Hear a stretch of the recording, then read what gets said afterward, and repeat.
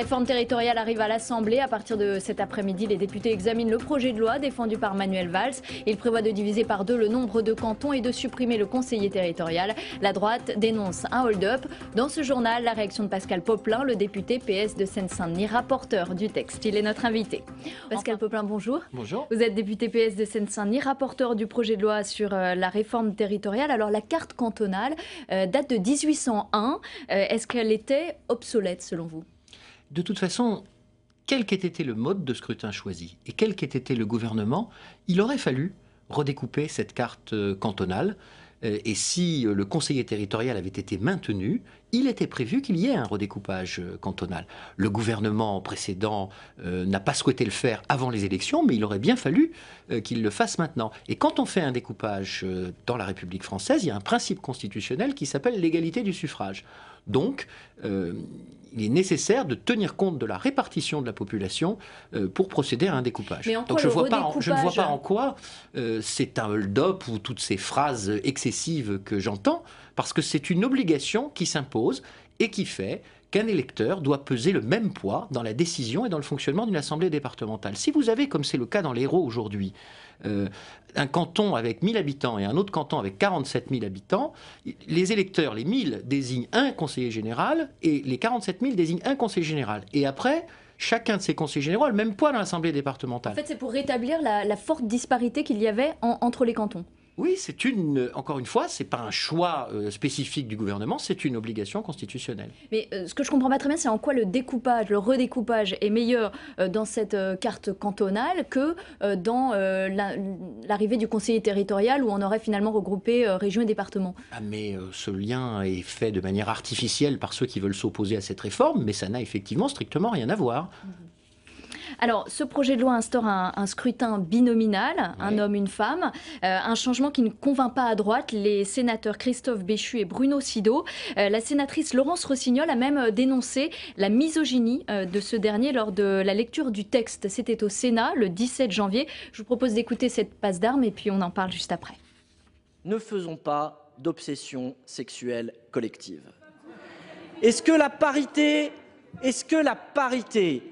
doit se mesurer au 50-50. Et je pense que cette discrimination positive, on aurait pu, sinon la mettre, ne pas la faire, au moins la maintenir pour un scrutin et 6 ans après, on revient à une situation plus normale. Je crains que celui de ce matin soit un débat qui soit terriblement régressif. J'irai voir... Pardon ? Vous pouvez répéter un petit peu plus fort ce que vous venez de dire, monsieur le sénateur. Vous venez de dire, parce que des fois que ce ne serait pas au JO, vous venez de dire à mon propos, pendant que je parlais de la parité, c'est qui cette nana? Je souhaite que ce soit bien inscrit. Votre nom, s'il vous plaît? Monsieur Sido, je crois que vous avez gagné peut-être ce matin la palme du misogyne beauf de cette Assemblée. On voit que c'était assez mouvementé au Sénat. La grande nouveauté, c'est vrai, de ce projet de loi, c'est d'instaurer en fait une parité, un homme et une femme. Est-ce que ce n'est pas une façon déguisée d'instaurer des quotas ? Non, mais la parité, c'est quelque chose qui a été inscrit comme un objectif constitutionnel. Oui, mais là, ça devient obligatoire. C'est-à-dire que pour se présenter, il faut un ticket. Mais excusez-moi, mais sur les élections régionales ou sur les élections municipales, c'est déjà obligatoire, puisque les listes doivent être alternées hommes-femmes. Donc, il se trouve que les assemblées départementales sont à ce jour les dernières enceintes républicaines dans lesquelles la parité n'a pas progressé depuis qu'en 2000, il y a eu ce mouvement qui a été lancé et qu'ensuite il a été constitutionnalisé dans la République française. Donc on ne peut pas rester avec un système comme celui que M. Larrivé dans le reportage précédent préconisait, qui disait il faut laisser faire les choses, parce que laisser faire les choses, on voit qu'il y a d'abord, il citait l'exemple de l'Assemblée nationale, il faut regarder sur les bancs de la gauche pour trouver les femmes. Quand vous regardez sur les bancs de l'UMP, vous n'en trouvez quasiment aucune. Donc il y a un moment où, quand les choses ne se font pas naturellement, il faut encourager par des dispositions pour qu'elles se fassent. Alors les conservateurs n'aiment pas ça, parce que les conservateurs, par définition, leur ambition, c'est de conserver ce qui existe et qui leur convient parfaitement bien. Il doit y avoir aussi des conservateurs à gauche, puisque la députée socialiste de la Vienne, Catherine Coutel, présidente de la délégation aux droits des femmes à l'Assemblée, dénonce un dévoiement de la parité. C'est dans une interview à la Nouvelle République. Oui, qu'est-ce que vous lui répondez ? Nous avons eu ce débat parce qu'un certain nombre de nos collègues auraient préféré qu'on soit sur un scrutin proportionnelle pour cette élection départementale. Alors ça n'aurait pas non plus satisfait la droite. Mais ce débat a existé et il a été tranché. Il n'y a aucun mode de scrutin qui converge vers tous les avantages qu'on peut souhaiter avoir quand on fait une élection. Donc il faut faire des choix. Vous voulez dire que c'est moins mal ? Je pense qu'il faut faire des choix qui sont en lien avec la mission qu'on confie aux élus.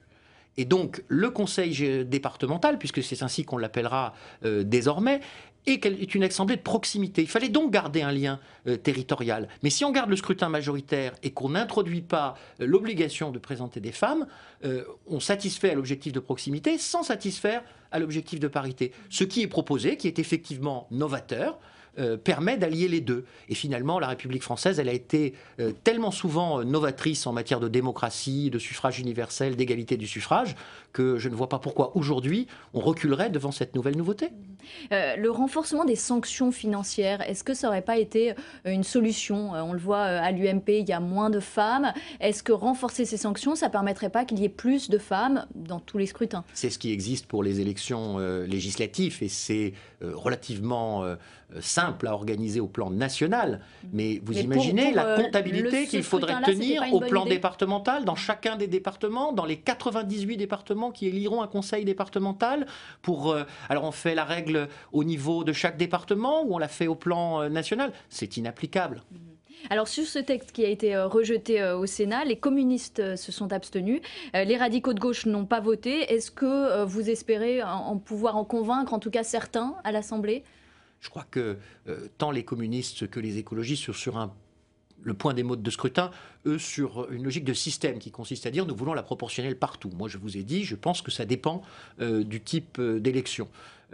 Quant aux radicaux, j'ai cru comprendre que leur opposition à ce texte était plutôt une manière de manifester de la mauvaise humeur sur la loi relative à la limitation du cumul des mandats qui est en préparation. Cette réforme oblige à décaler les élections à 2015, c'est la raison ou est-ce qu'il y a une autre raison pour laquelle c'est décalé ? Déjà, si nous avions laissé le calendrier en l'état, nous nous trouvions en 2014 avec 5 élections la même année. Les élections municipales, les élections cantonales, les élections régionales, les élections européennes et les élections sénatoriales, dont 3 le même jour. Municipales, cantonales et régionales. 3 élections le même jour, on ne sait pas l'organiser. Je pense par ailleurs qu'il y a une forme de cohérence à dire que nous aurons les élections municipales, avec en même temps la désignation des conseillers intercommunaux, puisque maintenant ils seront au suffrage universel direct. Donc ça, c'est un bloc. Et puis, nous avons les élections territoriales, départements et régions, qui ont vocation à être organisées ensemble, et donc il faut organiser à un autre moment. Je crois donc que le calendrier qui est proposé est sage, d'autant que je vous rappelle que la loi de 2010 avait réduit la durée du mandat des conseillers généraux et des conseillers régionaux, qui étaient élus simplement pour 3 et 4 ans, alors que normalement c'est 6. Donc il n'y a aucun scandale à proposer ce calendrier qui disposera pour l'avenir d'une manière assez cohérente pour les électrices et les électeurs. Merci Pascal Popelin, député PS de Seine-Saint-Denis, rapporteur de ce texte sur la réforme territoriale.